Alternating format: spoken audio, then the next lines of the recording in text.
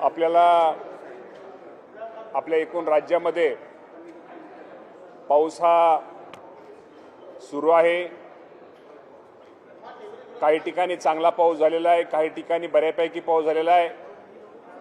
विशेषतः मराठवाड्या भागामध्ये पावसाचं प्रमाण कमी आहे आणि आपण जे एकूण राज्यामध्ये पेरणीचं जे उद्दिष्ट दिलं होतं त्या उद्दिष्टाचा जर विचार केला तर राज्यामध्ये ह्या वर्षी साधारणतः आतापर्यंत 84% पेरणी पूर्ण झालेली आहे। अजूनही काही ठिकाणी वापसा नसल्यामुळे पेरणी ही होणार आहे। तर आपण उद्दिष्ट 100% पेरणी साधारणतः एक 8-10 दिवसामध्ये पेरणी होईल असा अंदाज आहे। जर सगळा विचार केला तर अमरावती भागामध्ये सर्वात जास्त पेरणी 92% पेरणी ही अमरावती भागामध्ये झालेली आहे आणि सर्वात कमी पेरणी ही ठाणे विभागात झालेली आहे। तर निश्चित प्रकारे आपण पावसाचं एकंदर परिस्थिती पाहून अंदाज बघून शेतकरी पेरणी करतायत।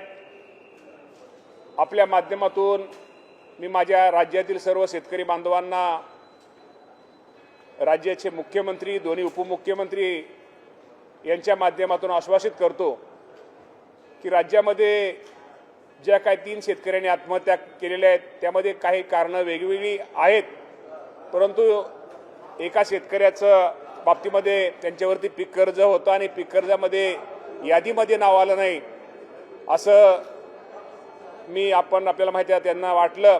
परंतु अजूनही राज्य सरकारच्या याद्या, कर्जमाफीच्या याद्या ह्या प्रसिद्ध होत आहेत। पहिली आणि दुसरी यादी ही प्रसिद्ध झालेली आहे। साधारणतः दुसऱ्या यादीमध्ये, पहिल्या यादीमध्ये 533 आणि दुसऱ्या यादीमध्ये 16,95,533 शेतकऱ्यांची यादी ही शासनाच्या वतीनं कर्जमाफीची जाहीर केलेली आहे। अजूनही जसजसे याद्या कागदपत्र शेतकऱ्यांची पूर्ण होतील त्याप्रमाणे याद्या लागतील। मला शेतकरी बांधवांना एकच आपल्या माध्यमातून सांगायचं आहे की निश्चित प्रकारे आपले जे शेतकरी या कर्जमाफीच्या अटीमध्ये बसतील, साधारणतः आज 16 लाख म्हणजे 17 लाख अजून 56 लाख शेतकऱ्यांना आपल्याला या संपूर्ण कर्जमाफीचा लाभ आपल्या राज्य सरकारच्या वतीनं देण्यात येणार आहे। त्यामुळे जरी यादीत जरी नाव नसलं तरी उद्या कमी जास्त कागदपत्र पूर्ण केल्यानंतर आपल्या यादीत नक्की जे अटीत बसणाऱ्या शेतकऱ्यांचं नाव येईल आणि आल्यानंतर निश्चित प्रकारे आपल्याला या राज्यातल्या ज्या अहिल्यादेवी होळकरांच्या नावाने ही जी कर्जमाफी आहे याचा लाभ माझ्या राज्यातील सर्व शेतकऱ्यांना होईल। त्यामुळे कुणीही जरी एखाद्या वेळेस यादीत नाव असलं नसलं तरी नाव निश्चित प्रकारे आपलं अटीत बसल्यानंतर येणार आहे।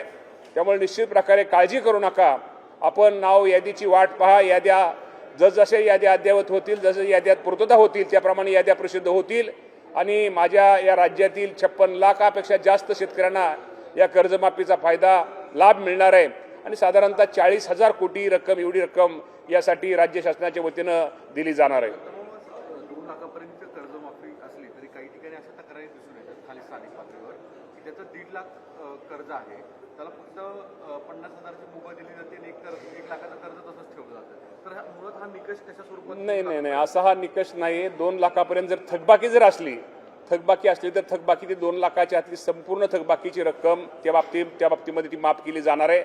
या बाबतीमध्ये काय तक्रारी वगैरे असल्या तर ठीक आहे, तक्रारी असतील, काय चुका असतील या त्या तक्रारी ऐकून चुका त्या लक्षात घेऊन या बाबतीमध्ये दुरुस्त करून 2 लाखाच्या आतल्या जे थकबाकीदार शेतकरी त्यांना निश्चित प्रकारे त्या कर्जमाफीचा लाभ दिला जाणार आहे।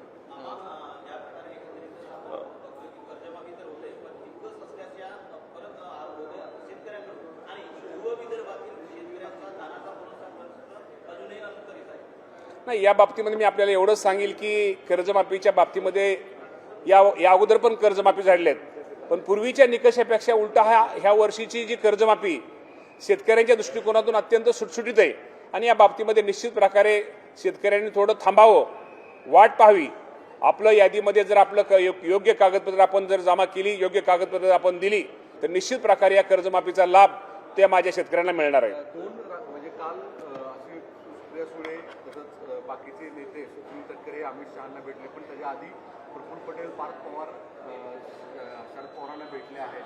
राष्ट्रवादी एकत्रीकरणाची किंवा शरद पवार राष्ट्रवादी काँग्रेस एनडीए सहभागी व्हायचं जोरदार हालचाली चर्चा समोर येत आहे। पवार साहेब हे देशाचे नेते आहेत आणि पवार साहेबांचं मार्गदर्शन कुणीही आम्ही कधीही केव्हाही राष्ट्रवादी पक्षाचा कार्यकर्ता तर घेऊ शकतो, पण या देशातला कुठल्याही पक्षाचा नेता कार्यकर्ता हे आदरणीय पवारसाहेबांचं मार्गदर्शन घेत असतो. त्यामुळं पवारसाहेबांना भेटणं, पवारसाहेबांची भेट घेणं, पवारसाहेबांचा आशीर्वाद घेणं ह्यात मला कुठेही चुकीचं वाटत नाही.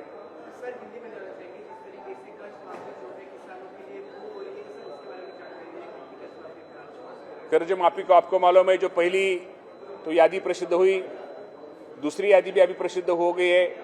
दूसरी यादी में 17 लाख किसानों को उसका लाभ मिलने वाला है और भी 56 लाख किसानों को ये सभी यादी में लाभ मिलने वाला है. मैं आपके माध्यम से सब किसानों को अनुरोध करता हूं कि आप ठहरिए, जो डॉक्यूमेंट है कागजपत्र पूर्तता करके आप सबको लाभ मिलेगा.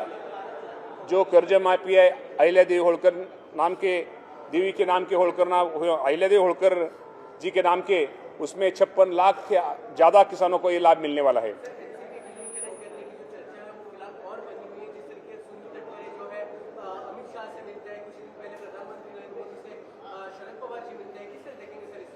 इसके हमारे नेता सुनेत्रा वहिनी पवार है, और पवार साहब, शरद पवार साहब तो बड़े नेते, देश के नेते, उनसे कोई भी मिलता है, उनसे मुलाकात करता है, उनका आशीर्वाद लेता है. और हमारा जो पार्टी का जो निर्णय सुनेत्रा वहिनी पवार, तटकरे साहब, प्रफुल्ल भाई पटेल साहब, छगन भुजबळ साहब लेते, इसके लिए जो निर्णय लेते उनके पीछे हम रहते हैं.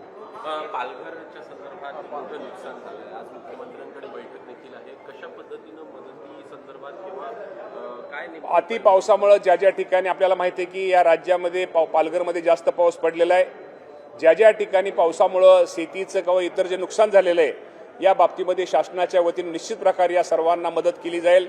राज्याचे मुख्यमंत्री देवेंद्र फडणवीस साहेब असतील, एकनाथजी शिंदे साहेब असतील, सुनेत्रा वहिनी पवार साहेब असतील, आमचं सरकार हे सर्वजण हे शेतकऱ्यांच्या आणि तिथल्या असलेल्या नागरिकांच्या बरोबर आहे. मी साम टीव्हीच पाहते, तिथल्या बातम्या मला रिलेट करतात.